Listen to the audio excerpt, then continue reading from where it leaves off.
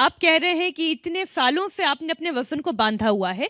मैं इसलिए आज इस चर्चा को थोड़ा और आगे बढ़ाते हुए, केवल आप जो ये कहते हैं ना कि 100 साल तक अगर किसी को निरोगी काया चाहिए, तो वो 100 साल की निरोगी काया के लिए वो 5 कर्तव्य जो हमें अपनी देह के लिए करने बहुत जरूरी हैं। एक तो ये बॉडी ना, this life, this body is the ultimate gift of almighty. ये भगवान का सबसे बड़ा उपहार है, इसका उपहास ना उड़ाएं।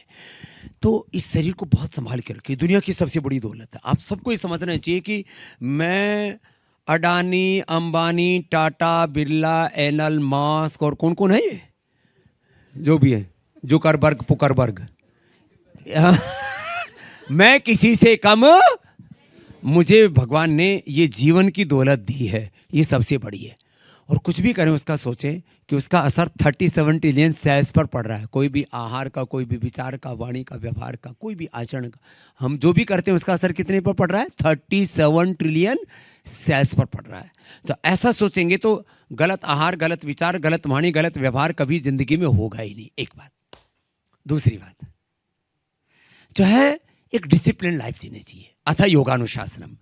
अनुशासन ये सनातन संस्कृति का मूल है, और अनुशासन जो करेगा वो दुनिया पर शासन करेगा, ये उसका शिखर है। तो लाइफ में डिसिप्लिन, बैठने में, उठने में, खाने पीने में, जीने में, everywhere discipline is life and life is discipline, nothing else. ये हमें फॉलो करना पड़ेगा। और तीसरी बात यह है, जीवन में कभी भी कंफर्ट में नहीं जीना चाहिए। हर को कंफर्ट चाहिए, कन्वीनियंस चाहिए हर एक को ना। थोड़ा ये जो विलासिता है ना, इन्होंने बड़े बड़ों के राजपाट खत्म कर दिए। आपने देखा आज़ादी के पहले कितने राजाओं महाराजाओं का राज था? 565। कहाँ गई वो रियासतें, कहाँ गए वो राजा, कहाँ गए वो रानियां?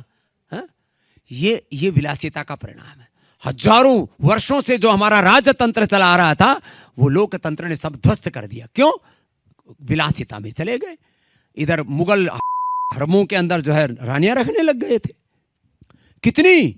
5-5 हजार, 5-5 हजार। ये जो विलासितापूर्ण जीवन है ना, ये नहीं। तपस्या होनी चाहिए जीवन में, तो ये सब कुछ होगा।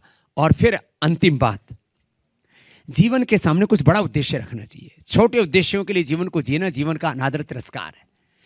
जब हम बड़े उद्देश्यों के लिए जी सकते हैं, जब एक अनपढ़ माँ बाप का लड़का गवर्नमेंट स्कूल में, गुरुकुल में पढ़ा हुआ, संस्कृत पढ़ने वाला, now I can speak more than 10 languages, but my background is I am a scholar of a gurukul, मैं गुरुकुल में पढ़ा हुआ, जब इतना बड़ा साहस रखता हूं, तो मैं सोचता हूं यही साहस जब देश के 150 करोड़ लोगों में जिस दिन पैदा हो जाएगा, उस दिन भारत विश्व गुरु हो जाएगा, विकसित राष्ट्र बन जाएगा।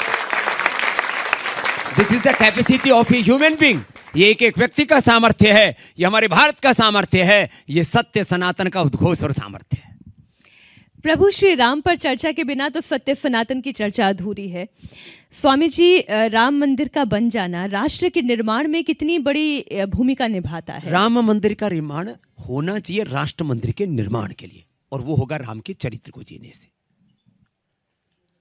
तो हम खाली रामाय नमः न करें। राम किसका नाम है? मर्यादा का नाम राम है। कृष्ण किसका नाम है? योग और कर्म योग का नाम कृष्ण है। हनुमत नाम किसका है? सेवा का है। शिव नाम किसका है? समाधान में जीने का है। समाधि मंत्र समाधान। हर समय कंफ्यूजन, हर समय दिमाग में गफलत, उथल पुथल, उधेड़ बुन, आपाधापी, मार धाड़ मची हुई है।